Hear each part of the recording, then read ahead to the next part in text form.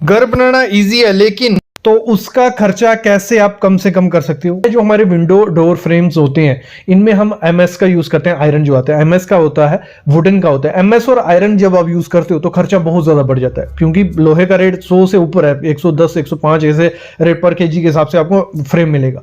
वैसे ही हमारा लकड़ी भी वही हाल है, 100 150 ऐसे फ्रेम।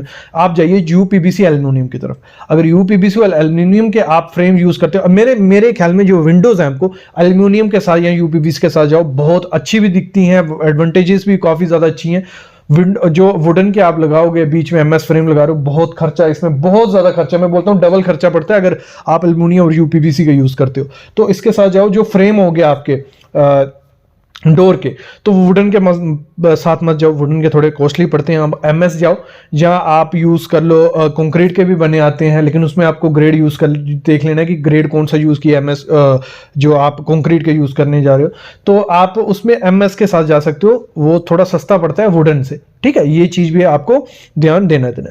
नेक्स्ट चीज जो आपको ध्यान देनी है, मोस्ट इंपॉर्टेंट चीज है, हो जाता है जो स्टेयर केस होती है, वो सिंपल स्टेयर केस रखिए जितना पॉसिबल हो। उसमें आप क्या करो, मतलब जो चेन लिंक आती है उसको मत बनाइए, उसका कुछ फन नहीं है। इंटीरियर अंदर में है तो बनाइए, जैसे सामने बनाइए, इसका कोई क्या फन है, कुछ नहीं है। बाहर दिख रही है, बेकार दिख रही है, जगह भी यूटिलाइज नहीं कर सकते। तो ये मेरे ख्याल में ये चीज को ध्यान रखना। कंस्ट्रक्शन कॉस्ट होती है, दो हिस्सों में हम उसे बांटते हैं। ठीक है, एक होती है हमारी लेबर का और एक मटेरियल का। जो हमारा लेबर रहता है, लेबर का खर्चा, वो 25% हमारा टोटल कंस्ट्रक्शन पे रहता है, 25%। ठीक है, लगा लो हमारा 1000 स्क्वायर फीट का घर है, तो हमारा कुछ अगर 17 लाख लग रहा है, उसका 25% हमारा लेबर का खर्चा जाएगा। लेबर का खर्चा तो हम कम नहीं कर सकते। क्यों नहीं कम कर सकते? क्योंकि वो रेट्स जो हैं उसमें थोड़ा बहुत बचाया जा सकता है, ज्यादा नहीं। मटेरियल जो मेन खर्चा हम बचाते हैं, वो बचाते हैं हम मटेरियल में। मटेरियल में कैसे बचाते हैं, मैं शुरू से स्टार्ट करता हूं, आपको समझाता हूं।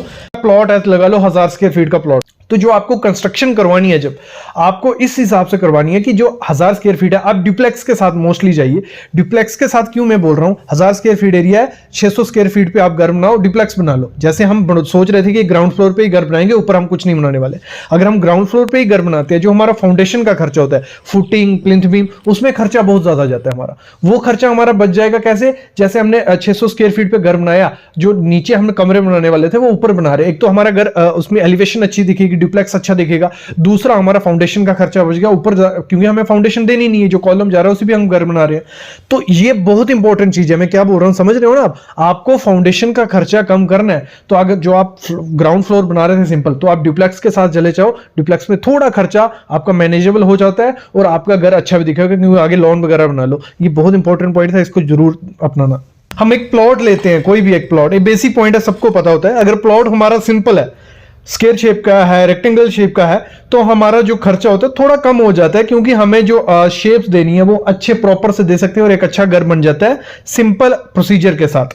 लेकिन अगर हमारा कुछ टेढ़ा मेढ़ा एरिया है, तो उसमें हमें थोड़ा करना पड़ता है, दिक्कत उसमें हमें आती है, वो खर्चा हमारा बढ़ जाता है। तो हमेशा आपको ध्यान देना है कि जो आपका प्लॉट हो वो सिंपल शेप का हो। ये आपने काफी वीडियोस देखी होंगी, ये बात हुई है। अब इसी में बात निकल के आती है कि लोग क्या करते हैं, घर का जब कंस्ट्रक्शन करवाते हैं, आर्किटेक्ट और ना किसी इंजीनियर को हायर करते हैं। मतलब आपको जब भी घर की कंस्ट्रक्शन करवानी है, उसमें हमारा खर्चा कुछ 20,000 रुपए आता है। अगर आप अच्छा आर्किटेक्ट भी हायर करते हो अपने घर के प्लान के लिए, आपकी स्ट्रक्चर डिटेल के लिए, तो 20-25,000 रुपए उसमें लगने वाला है। लेकिन वो जो 20-25,000 रुपए लग रहा है, वो आपका आगे जाके 60 से 70,000 80,000 बचाता है, क्योंकि आपका जो चेंजेस होती है ना, वो आपको ऑन द स्पॉट नहीं होती है। और बाद में जब आपकी घर की कंस्ट्रक्शन हो जाती है, ये जो 20-25,000 आपने बचाया होता है, ये आपको तब सोच आती है, यार यहां पे बाथरूम नहीं होना चाहिए था, यहां पे किचन होनी चाहिए थी, यहां पे ये एरिया खाली नहीं होना चाहिए, यहां पे होना चाहिए। जब आप प्लान बनाते हो तो आपको 2-3 रिवीजन, आर्किटेक्ट कहता है कि आप 2-3 रिवीजन करिए, आप जब तक सेटिस्फाइड नहीं होंगे हम आपको प्लान देंगे। तो जब आपको पूरा हो जाता है, क्योंकि आपके माइंड में एक पूरा बन जाता है प्रिंट कि मेरा कुछ इस तरीके से घर दिखने वाला है, बनने वाला है, तो उससे क्या होता है, उसका एक तो आपका घर अच्छे से बनता है और पूरी एरिया आपका यूटिलाइज होता है, और आपका जो लास्ट मिनट तोड़ फोड़ होती है वो खर्चा बच जाता है। इसमें हमारा खर्चा बच गया 10 से 20,000 रुपए हम पकड़ के चलते हैं, इसमें हमारा खर्चा बच गया। नेक्स्ट चीज जो होती है वो होती है कि हमारा जो लेबर रेट है, ठीक है, हम घर की कंस्ट्रक्शन करना स्टार्ट करते हैं, तो हमारी छत के हिसाब से वो जो ठेकेदार होता है वो बोलता है कि आपकी जितनी भी छत होगी उसको मेजरमेंट किया जाएगा, उस हिसाब से आपका रेट बनेगा। तो उसी दौरान, कंस्ट्रक्शन के दौरान, गैलरीज निकाली जाती है। गैलरी निकाली जाती है 2 से 3 फीट की गैलरी, उसका कुछ काम नहीं रहता। जैसे आप सामने ये गैलरी देख रहे हो, इसके आगे कंस्ट्रक्शन हो गई है, जहां कंस्ट्रक्शन नहीं भी हुई है ना आप यहां बैठ सकते हो ना कुछ यहां काम आती है। जो ये सामने गैलरी है ना, ये हमने घर, मेरा खुद का घर है, कंस्ट्रक्ट करवाई थी, किसी काम की नहीं है। इवन यहां हम जाते नहीं है, हाफ महीने हो जाते हैं यहां जाए हुए। तो मेरे ख्याल में गैलरी कम कर दो, क्योंकि गैलरी जैसे कम करोगे तो वो जो हमारा कंस्ट्रक्शन कॉस्ट है वो डिक्रीज हो जाएगा। क्योंकि वो ठेकेदार क्या करता है, जो गैलरी होती है, जो स्लैब होती है, उसको मेजर करता है। गैलरी में हमारा देखो, अगर ये कुछ 50 स्क्वायर फीट बन गया तो इसी में हमारा 10 से 20 हजार रुपये खर्चा बन गया। वो फ्री का उसको जा रहा है, कुछ ना इसके ऊपर स्ट्रक्चर बन रहा है, ना उसको बनाने में कुछ ज्यादा इसमें परेशानी हुई। उसको बस शटरिंग थोड़ी बढ़ानी थी, स्लैब डाल देनी थी। लेकिन जो हमारी बाकी स्लैब है उसमें कमरे आ रहे हैं, उसमें वो आ रहा है, तो उसका खर्चा हमारा मतलब ये होता है कि वो हमने जो खर्चा किया वो एक्सेप्टेबल है।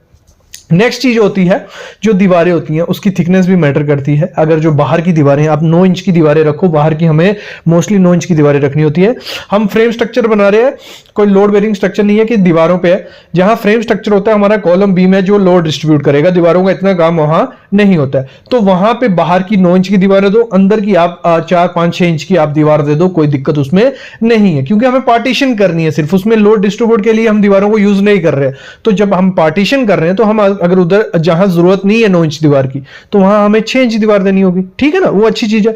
नेक्स्ट जो आपको मटेरियल का, जैसे मैंने कहा था 75% हमारी घर की कंस्ट्रक्शन में मटेरियल लगता है। तो मटेरियल पे हम खर्चा कैसे बचाएंगे? मटेरियल पे हम खर्चा बचाते हैं, अपने लोकल एरिया से मटेरियल लेते हैं। लोकल एरिया का ये नहीं है कि क्वालिटी कॉम्प्रोमाइज कर रहे हो। एडिडास का शूज लो और एक लोकल कंपनी का शूज लो, चलेगा सेम, थोड़ा देखने में उसके होगा, लेकिन वो दिखने में, देखो दिखने में भी आजकल लोकल मटेरियल बहुत ज्यादा अच्छा हो गया। क्योंकि जो चीजें पुरानी बनती आ रही हैं कंपनी की, आजकल नई कंपनी से उस चीज को अडॉप्ट कर रही है, उसी तरीके से वही क्वालिटी, अच्छी क्वालिटी के साथ चीजें बना रही है।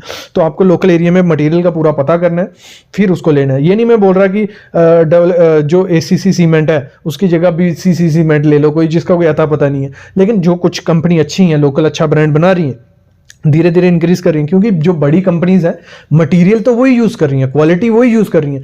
वो जो आपसे खर्चा ले रही हैं, वो किस चीज का खर्चा ले रही हैं? वो ले रही हैं जो उसको मार्केटिंग में खर्चा हो रहा है ना, वो खर्चा आपसे ले रहे हैं। तो ये चीज को हमेशा ध्यान में रखना, कभी ब्रांड के साथ मत जाना, क्वालिटी के साथ जाना। वो क्वालिटी चेक हो जाती है, पता चल जाता है, प्रोडक्ट पे पूरी डिस्क्रिप्शन होती है, एप्लीकेशंस होती है, उससे आइडिया लग जाता है। बस आपको थोड़ा रिसर्च करना पड़ता है चीज के लिए, तो ये रिसर्च जरूर कर लेना।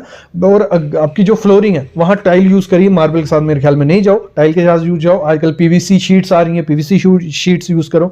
सीमेंट जो लेते हो 2 टाइप का सीमेंट लो। प्लास्टर के लिए आप PPC सीमेंट लो, क्योंकि वो सस्ता रहता है, 10-20 रुपए भी वहां बच रहे हैं, बहुत अच्छा है। और जो आप स्लैब के लिए यूज ले रहे हो OPC सीमेंट लो। और एक मैंने आजकल ट्रेंड देखा क्या चल रहा है, जो वाटर प्रूफिंग सीमेंट चल रहा है भाई, 60 रुपए महंगा है वो सिंपल सीमेंट से। उसमें वाटर प्रूफिंग का कुछ लेना देना नहीं है भाई, कुछ नहीं होता है। अगर प्रॉपर से आप कंपैक्शन वाइब्रेटर यूज नहीं कर रहे हो, प्रॉपर से कवर यूज नहीं कर रहे हो, प्रॉपर से आपकी शटरिंग नहीं है, सेटलमेंट नहीं हो रही है, तो आपका सीमेंट, ये चीजें अगर आप अच्छे से कर लोगे, आप सिंपल सीमेंट लो, जो हमारा OPC 53 ग्रेड लो, अच्छा ग्रेड लो, ठीक है।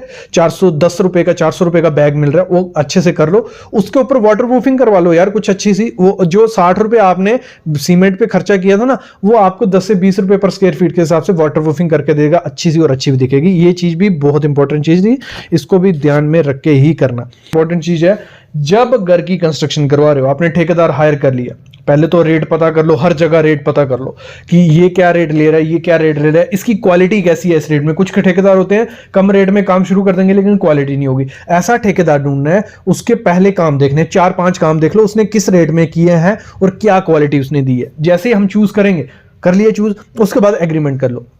अगर आप एग्रीमेंट नहीं करते हो, लोग बहुत फंसते हैं यहाँ पे, कॉन्ट्रैक्ट और उसका एग्रीमेंट कर लेने की हम ये क्वालिटी के। मैंने एक वीडियो डाली थी एग्रीमेंट की, लोगों को पता नहीं, देखी नहीं, पसंद नहीं है, 3-4 हजार व्यूज उस पे, लेकिन वो इतनी इंपॉर्टेंट वीडियो थी ना, मेरे ख्याल में जो घर की कंस्ट्रक्शन या सिविल इंजीनियर उन हर किसी को वो देखनी चाहिए थी कि हमें एग्रीमेंट कर लेने की हमें कौन सा सीमेंट, कौन सा मटेरियल, कितनी हमारा एरिया हो रहा है, कितनी गैलरी बन रही है। अगर पहले हमने प्लान के हिसाब से डिसाइड कर लिया कि हमारा इतना एरिया हो रहा है, तो कॉन्ट्रैक्टर कभी भी आपके साथ ये धोखाधड़ी नहीं करेगा कि सर इतना स्क्वायर फीट एरिया एरिया हो रहा है, बाद में वो बोलेगा। पहले ही मेजरमेंट कर लो, जो आपका प्लान होगा। आप अपने आर्किटेक्ट आप हायर कर रहे हो, शुरू में 20-25 हजार दे रहे हो, उसको ही बोलो कि सर एरिया नापना, ये कितना एरिया हो रहा है, कि कितनी हमारी स्लैब बन रही है, 2000 स्क्वायर फीट, ठीक है। तो ठेकेदार को बोलो कि 2000 स्क्वायर फीट है, इसके आप 1500 रेट करो, 2000 स्क्वायर फीट इंटू 1500 करो, जो बिल बनता है उस हिसाब से हम पैसे देंगे।